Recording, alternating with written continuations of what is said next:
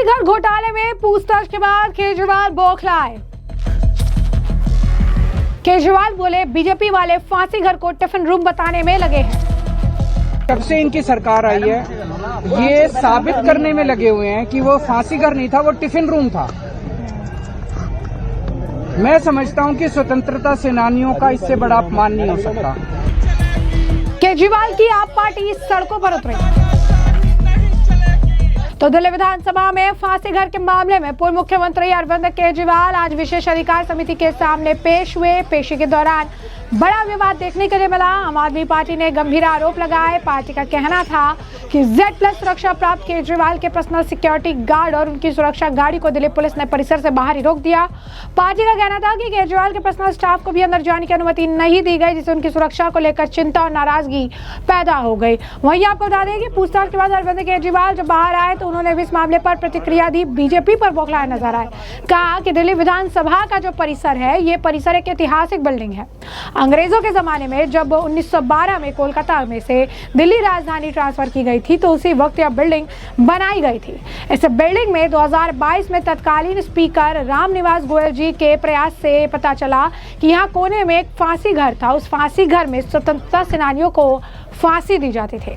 तत्कालीन स्पीकर साहब ने मुझे बुलाया और कहा कि इसको टूरिस्ट के लिए खोल देना चाहिए ताकि लोग इसके बारे में जान सके और प्रेरणा ले सके। हमने उसे खोला। जब से इनकी सरकार आई है ये साबित करने में लगे हुए हैं कि वो फांसी घर नहीं टिफिन रूम था। क्या कुछ और कहना है उनका, सुनिए। दिल्ली विधानसभा का जो परिसर है ये परिसर एक ऐतिहासिक बिल्डिंग है। जब कलकत्ता से अंग्रेजों के जमाने में जब कलकत्ता से दिल्ली राजधानी ट्रांसफर की गई थी तो उस वक्त ये बिल्डिंग बनाई गई थी 1912 में। इस बिल्डिंग में 2022 में तत्कालीन स्पीकर श्री रामनिवास गोयल जी के प्रयास से ये पता चला कि एक कोने में एक फांसी घर था। उस फांसी घर में स्वतंत्रता सेनानियों को फांसी दी जाती थी।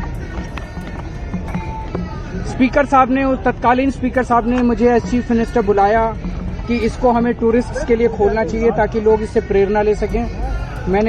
हमने उसका इनॉग्रेशन किया। अब जब से इनकी सरकार आई है ये साबित करने में लगे हुए हैं कि वो फांसी घर नहीं था, वो टिफिन रूम था। मैं समझता हूं कि स्वतंत्रता सेनानियों का इससे बड़ा अपमान नहीं हो सकता। तो जैसा कि आपने सुना, उन्होंने कहा जब से इनकी सरकार आई है वो ये साबित करने में लगे हैं कि वो फांसी घर नहीं टिफिन रूम था। मैं समझता हूँ कि स्वतंत्रता सेनानियों का इससे बड़ा कोई अपमान नहीं हो सकता। इसके लिए आज विधानसभा में मुझे बुलाया गया था ये कहने के लिए कि साबित करो कि ये फांसी घर था। मैंने कहा कि आप ये बताइए कि आपके पास क्या सबूत है कि ये फांसी घर नहीं टिफिन रूम है। मेरा यही कहना है कि पिछले 1 साल से जब से बीजेपी की सरकार आई दिल्ली का बुरा हाल हुआ पड़ा है। दिल्ली वाले रो रहे हैं। दिल्ली वाले वापस आम आदमी पार्टी की सरकार को याद कर रहे हैं। चारों तरफ दिल्ली में कूड़ा ही कूड़ा है। प्रदूषण का बुरा हाल है। सड़कें टूटी पड़ी है। मोहल्ला क्लिनिक बंद किए जा रहे हैं। अस्पतालों में दवाइयां नहीं मिल रही। पानी बिजली के हजारों रुपए के बिल आ रहे हैं। बिजली की कटौती हो रही। चारों तरफ हाहाकार मचा हुआ है। मैंने कहा तुम्हारे को केवल बस ये मुद्दा मिला है, समय खराब करने के लिए इस मुद्दे को उठा रहे हो। जरा दिल्ली को संभालो। दिल्ली के बारे में बात नहीं करनी।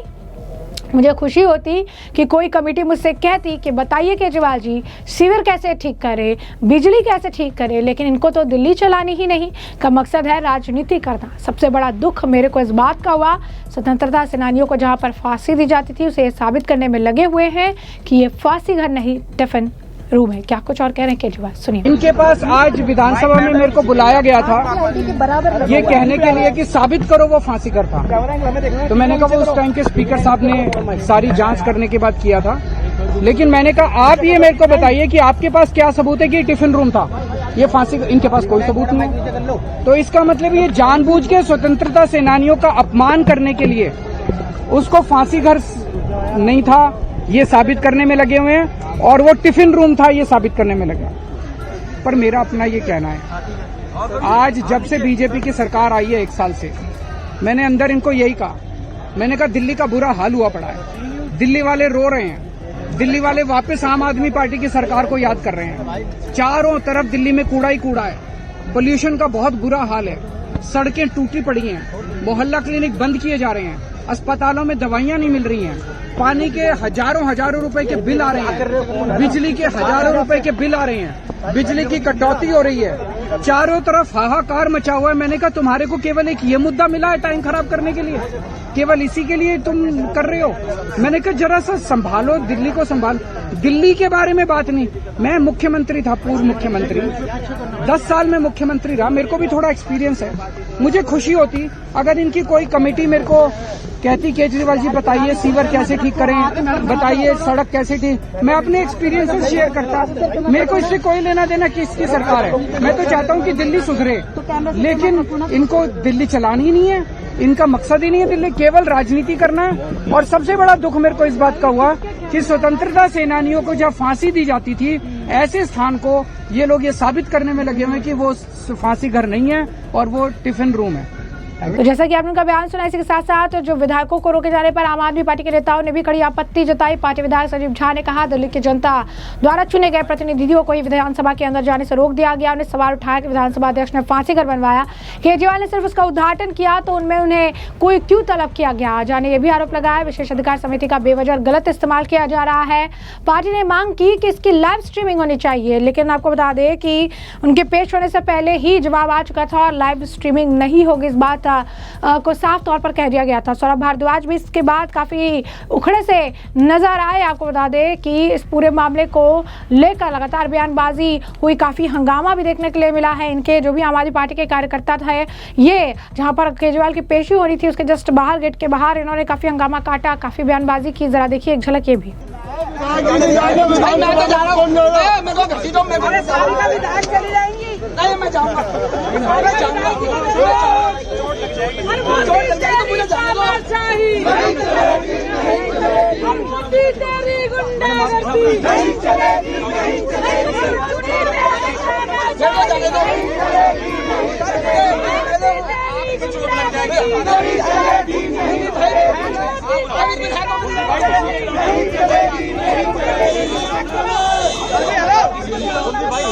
हमें जाने दो।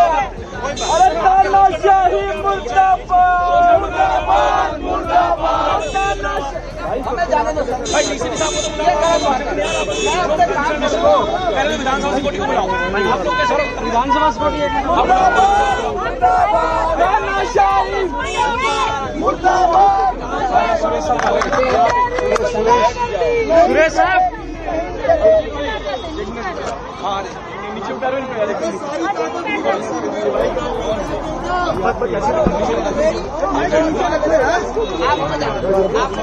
तो जैसे कि आपने ये तमाम चीजें देख ली हैं, इसी के साथ साथ आपको बता दें कि विधानसभा में विधायकों की एंट्री रोके जाने के मुद्दे पर सौरभ भारद्वाज ने भी प्रतिक्रिया दी, लाइव स्ट्रीमिंग को लेकर भी बयान दिए, व्यवस्था का हवाला दिया। कहा जब पहले विशेष अधिकार समिति में कोई महत्वपूर्ण मामला सामने आता तो पत्रकारों को भी अंदर जाने की इजाजत दी जाती थी, लेकिन सब कुछ जनता के सामने रहे। लेकिन अब हालात ऐसे हो गए हैं कि विधानसभा के निर्वाचित सदस्यों को भी अंदर नहीं जाने दिया जा रहा है।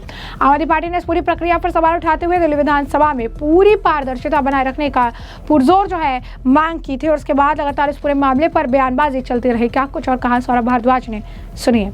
रिकॉर्ड से मालूम कर सकते हैं 10-11 साल तो हमने भी कमेटियां चलाई हैं और खूब चलाई हैं, इनसे बेहतर चलाई हैं। और अभी भी जो 2-4 कमेटियों की मीटिंग इनके यहाँ होती है उसमें आप देख सकते हैं कि जिन लोगों को बुलाया जाता है उनके साथ एक दो लोग आते हैं, जनरली आते हैं। किसी ऑफिसर को भी बुलाते हैं तो उसके साथ कई बार तो 10-10 लोग आते हैं और हमेशा से समितियों के अंदर उनको बुलाया जाता है। हम लोगों ने जब कोई विशेष मामले पर समितियों को बुलाया, हमने मीडिया को इनविटेशन देके बुलाया।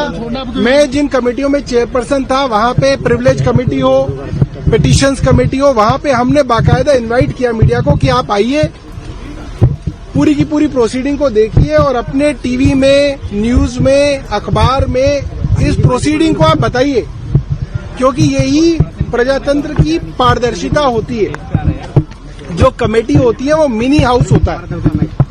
ऐसे में लाइव स्ट्रीमिंग से इतना डर होना, और लाइव स्ट्रीमिंग नहीं तो आप पत्रकारों को बुला लेते। आप पत्रकारों को कमेटी में क्या विधानसभा परिसर में नहीं आने दे रहे, आप किसी विधायक को परिसर में नहीं आने दे रहे। इससे ऐसा लगता है कि डर जिसको बुलाया है उसको नहीं लग रहा, इन लोगों को ज्यादा डर लग रहा है। अरविंद केजरीवाल जी कह रहे हैं कि मैं आ रहा हूं, सारी मीडिया को दिखाया जाए मेरे क्या जवाब है। उनको किसी चीज का डर नहीं है। इन लोगों को लग रहा है कि पता नहीं अरविंद केजरीवाल जो कह देंगे वो मीडिया को पता चल गई तो क्या दिक्कत हो जाएगी। तो ये बड़ी अजीब बात है और मेरे को ऐसा लगता है कि ये बात सब जानते हैं कि विधानसभा के अंदर ये जो टेंट लगा हुआ है आप सब देख सकते हैं, इसके अंदर मुख्यमंत्री कभी कभी मुख्य अतिथि होती हैं, कभी कभी अमित शाह मुख्य अतिथि होते हैं, कभी कभी ओम बिरला मुख्य अतिथि होते हैं। हम सबने देखे, क्या अमित शाह को पता है कि इस टेंट का टेंडर किसने दिया है और इसके अंदर L1 कौन था, L2 कौन था और L3 कौन था? या अगर इस टेंट के बारे में जांच होगी तो आप अमित शाह साहब को बुलाएंगे कि भाई आपको क्योंकि मुख्य अतिथि बनाया था तो इसलिए आप आके यहाँ पे गवाही दीजिए। तो ये जो किया जा रहा है बहुत एब्सर्ड है और ऐसा नहीं है कि दुनिया में पहली बार समिति हो रही है। पिछले 70-75 सालों से देश के हर राज्य के अंदर समितियां रही हैं, समितियों ने काम किया है, मगर ऐसा कभी नहीं हुआ, मैंने नहीं सुना कि किसी समिति ने अपने ही पूर्व स्पीकर को बुला लिया हो, अपने ही पूर्व मुख्यमंत्री को बुला लिया हो। ये बहुत अजीबोगरीब है जो किया जा रहा है। केजरीवाल जी को इससे कोई डर नहीं लगता। केजरीवाल जी तो आपके सामने इसमें बयान देने के लिए तैयार थे। डर किसको लग रहा है वो आप लोग देख सकते हैं। वैसे में आपने तमाम बयान सुन लिया और हमने आपको जो पूरा मामला विस्तार से बता दिया है कि पूरा मामला क्या है, किस तरीके से फांसीगर घोटाले में पूछताछ के बाद अरविंद केजरीवाल ने बीजेपी पर आरोप लगाए। कहा बीजेपी वाले फांसीगर को टिफिन रूम बताने में लगे हैं। सौरभ भारद्वाज आम आदमी पार्टी काफी बखेड़ा खड़ा करती नजर आई। इस मामले में लगातार केजरीवाल की मुश्किलें बढ़ रही। इस पूरे मामले पर अब आपकी जो राय कॉमेंट सेक्शन में कॉमेंट करके जरूर साझा करिएगा। धन्यवाद।